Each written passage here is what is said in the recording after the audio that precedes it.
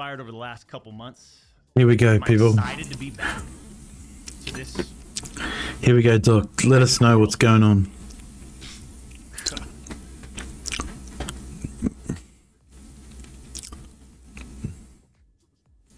Man. Look at the chat go off. That's fun.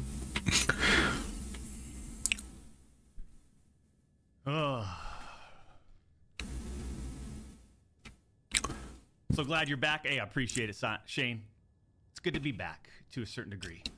Right? We got to figure out this monetization thing. So September 25th is basically when we can reapply for partnership on YouTube.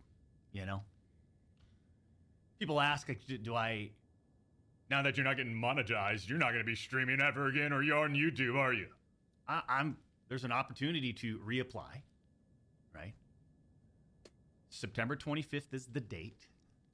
So in the meantime, we'll do what we need to do. I enjoy my time here on YouTube. You know, we've built a nice, strong community for years. This is where we started 16 years ago. 16 years. I've enjoyed Dr. Disrespect, but we just got to know the truth, you know? We've got to find out what's going on. What's going on? 25th. And I like the community. We've got the best, realest game community, right? The Champions Club. The Ragequitta Club can be also a part of it. This is... And if there's an opportunity to reapply for partnership, and there's a date that's been presented to us, then I'm going to take it. In the meantime, like we always done, we've always stayed in our lane. We'll stay in our lane and continue to just put on a show. You know? For almost 4 years, champs. Here we go. Demanded to hear from the doc regarding the Twitch suspension. Here we go. Since you all... We want to know, Doc. Let us know. Missed the point with my personal statement. Maybe it's time to tell my side of the story. Here we go. This is it. You see, there was a lawsuit pending, and as part of that arbitration, all parties were not allowed to speak publicly about the case. I respected those rules. My lawsuit against Twitch was eventually resolved, as you all know. But even then, as part of the settlement, all parties were still prohibited from speaking publicly about the case or the settlement. However, if one side violated that confidentiality, then the other side could respond. And again, champs, again, I respected all the confidential obligations. But apparently Twitch's own disgruntled employees didn't feel the need to abide by those same obligations. Cody Connors, ex-Twitch employee, wasn't even involved, leaks Twitch's reported reason.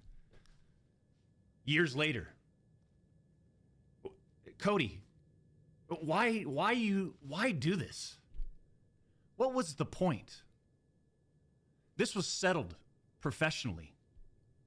And you, knowing how black and white the internet is, you decided, you fucking rat, to leak the reported reason Twitch banned me in 2020. I mean, for what? Cody? Why? Did you not know the repercussions from spewing lies about the two-time?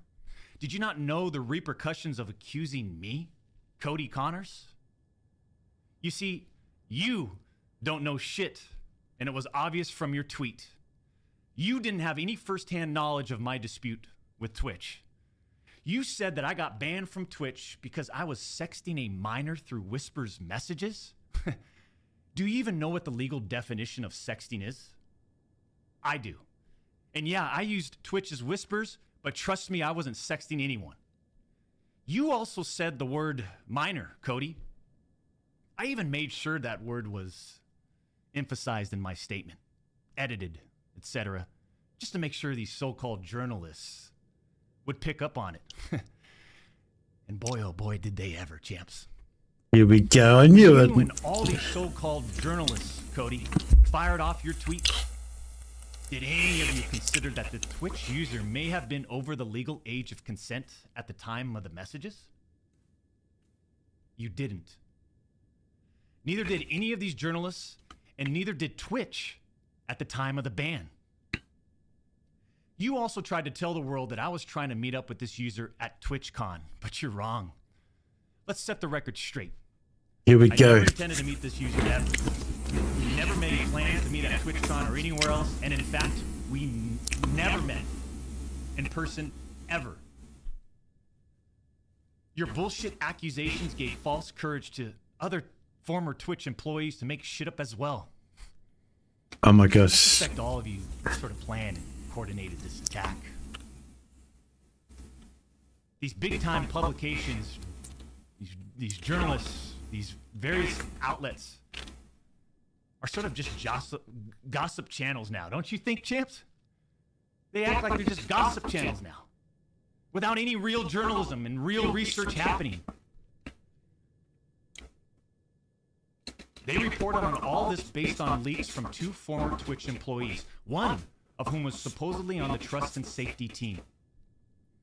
If these anonymous sources worked on the trust and safety team at the time of my Twitch suspension in 2020, then you would hope they would tell the truth. But apparently that's just too much to ask. If these former trust and safety team members, and by the way, I know exactly who they are, actually have first-hand knowledge, then what they conveniently left out is, 1, Twitch's trust and safety team, the same employees that decided to ban me, internally admitted that the whisper messages were not sexting.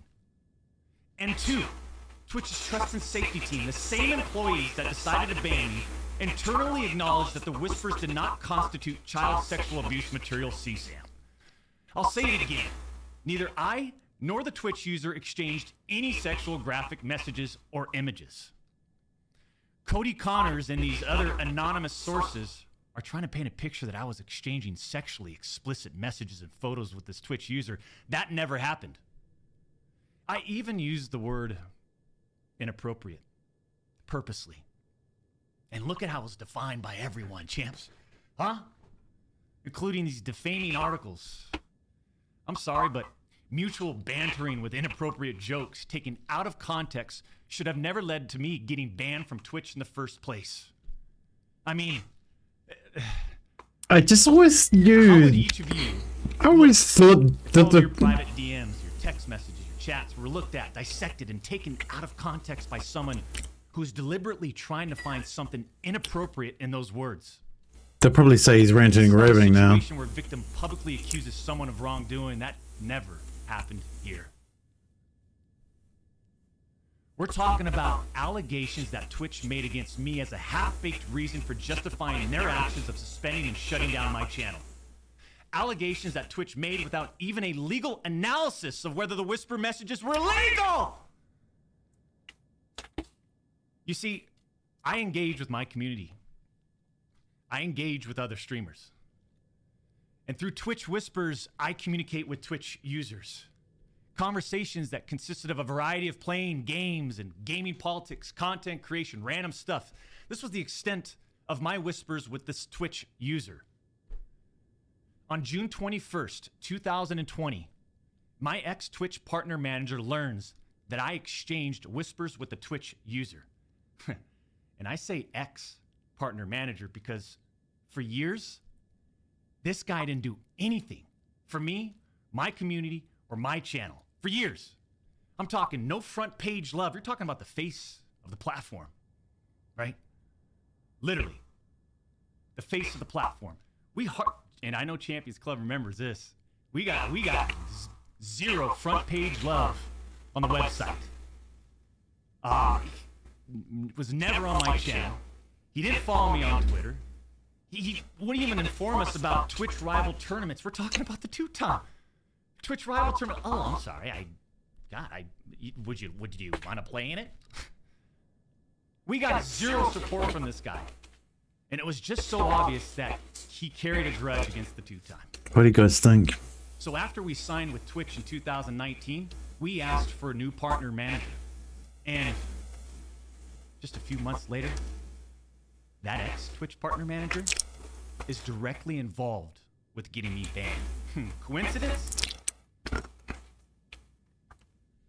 You know, having daughters, you know, I understand this. Why would you put yourself in jeopardy? The Twitch user tells the ex-Twitch partner manager that they do not want to report anything to Twitch. I'll repeat that sentence one more time just in case anybody missed that one.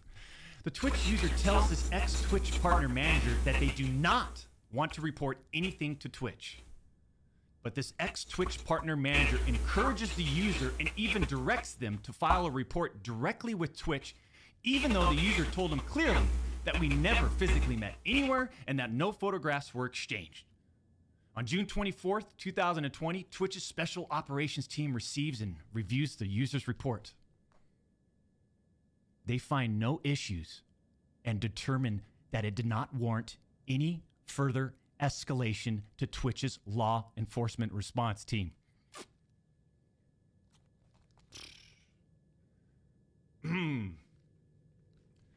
That would have been the end.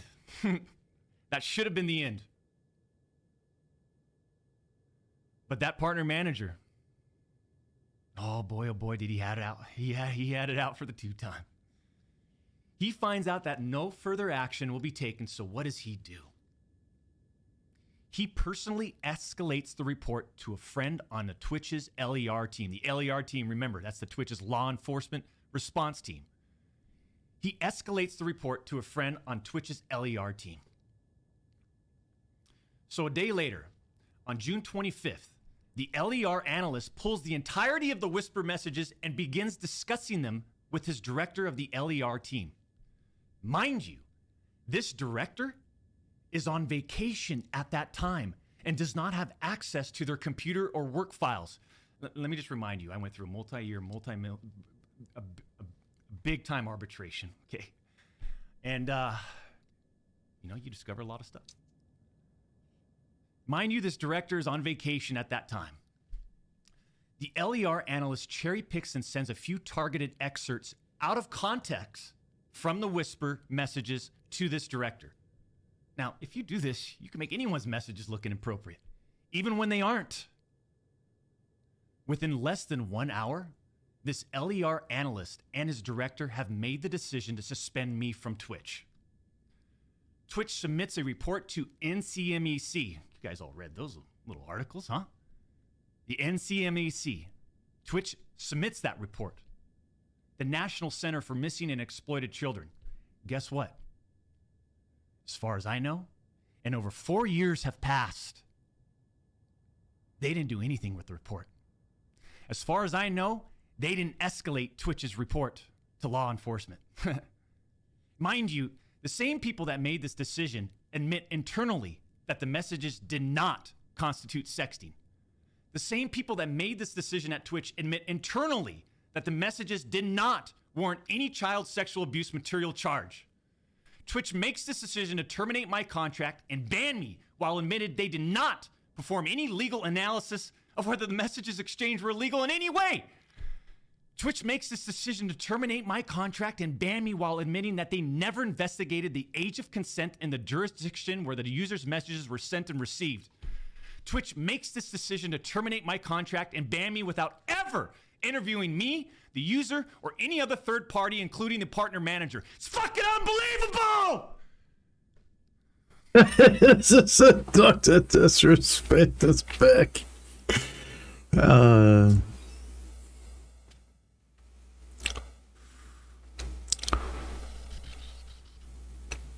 Let it out, Doc. I'm not going to get into every detail regarding my legal case, but these former Twitch employees that claim to have firsthand knowledge, they just don't have a clue. They didn't report any facts. The judge in the case determined that the whispers were not illegal. So then why did Twitch use these messages against me? Why did Twitch treat the doc so differently from There are other streamers. I mean, outside of the obvious. I mean, just take a look at me. Unfiltered. The realest motherfucker in this industry. The realest motherfucker. 6 foot 8.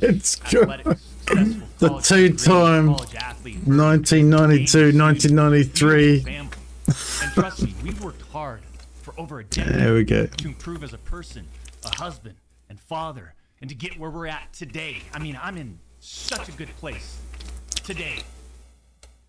And all these people, they all act like they're just so perfect. I'm not perfect.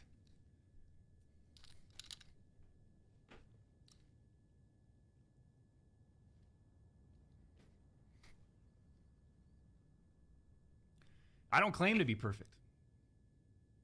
Sometimes I do. But I also didn't do all the shit that they're saying I did. But then that doesn't make a story, right? They wanted media attention. The media wants controversy. And by sensationalizing all of this with big, inaccurate headlines like sexting and sexually explicit, you all got what you wanted at the expense of the two-time. The reality is, they wanted to cut down the doc. Plain and simple. Take a look at some of these horrendous acts of Twitch streamers that were never banned. I've got some examples right here. Example number 1. A streamer that frequently used the N-word while publicly streaming, which constitutes a violation of Twitch's policies if accompanied by hateful intent. Twitch scheduled a meeting with the streamer to ascertain his intent to determine whether his conduct was a violation of Twitch's policies, ultimately determining it was not a breach of Twitch's policies. Why wasn't I called into a meeting? Why wasn't my intent taken into consideration, champs? Example number 2. Streamer was reported for discussing doing things with deceased animals and discussing pedophilia, all while live streaming. Never suspended, but instead given a multi-million-dollar contract. Example number 3. Streamer was reported for a sexually explicit stream involving children and telling children to send Snapchats of them playing with themselves. Never suspended, but instead, given a multi-million-dollar contract. The fuck? It's so obvious that certain Twitch executives, employees involved had personal biases against the doc and used all of this as an opportunity to terminate my contract. Go back and look at the timing of all this too. The doc's termination lines up with 2 preferable, profitable, and expensive streamers leaving Mixer. As soon as Twitch knew that Mixer had failed, and go look at the timing. These other expensive streamers needed a new streaming platform. So Twitch rushed through its decision to terminate the two-time. You see, I shouldn't even be banned from Twitch.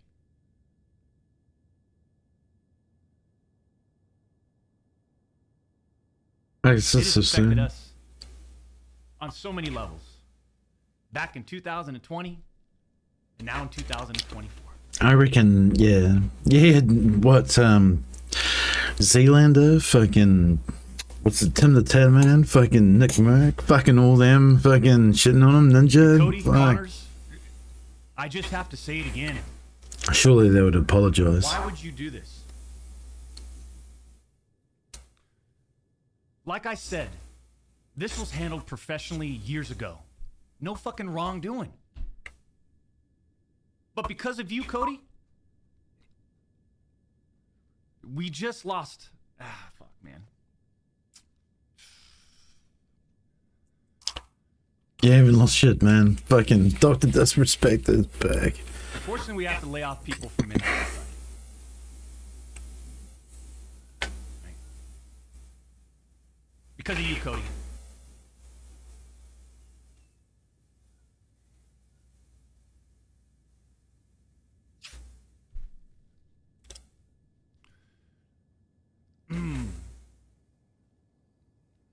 You know, through all this, we are where we are. And like a fucking man, I'll accept it. What I don't accept is sitting quietly by and let these idiots attack me with false accusations. No. For all these doc haters out there too, oh man, the ones that project and project and project and project and worry about everyone else's problems, right? I can't understand that mindset. I could care less. We've always stayed in our lane. But somehow, some way, these people, they just get in our lane. For all you doc haters, I'm sure you'll dissect all of this and still find a way to publicly criticize me. That's the woke for you, man. This isn't for you. This was for my team today, my community, my friends, la familia that have supported me. And I'm not denying the exchange of whispers, champ. I'm not denying that to all of you out there. It looks bad. I have no way of knowing if the Twitch users thought our exchange of whispers was inappropriate. If it was, I apologize. All I know is that I never did what Twitch, Cody Connors, or the public is claiming that I did.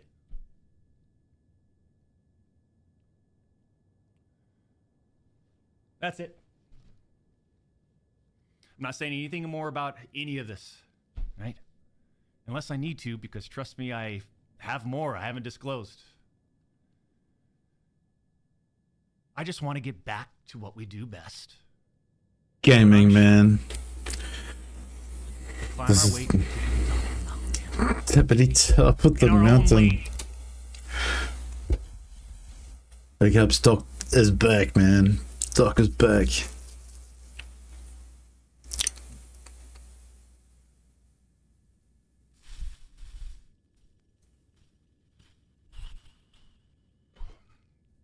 I can imagine the frustration.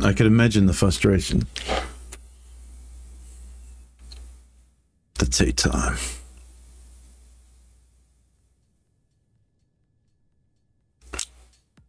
Well, I hope you enjoyed this. I'm going to put this up. If you're watching it, I've put it up. And hope you enjoyed this little segment. The doc is back. And like always, stay toxic.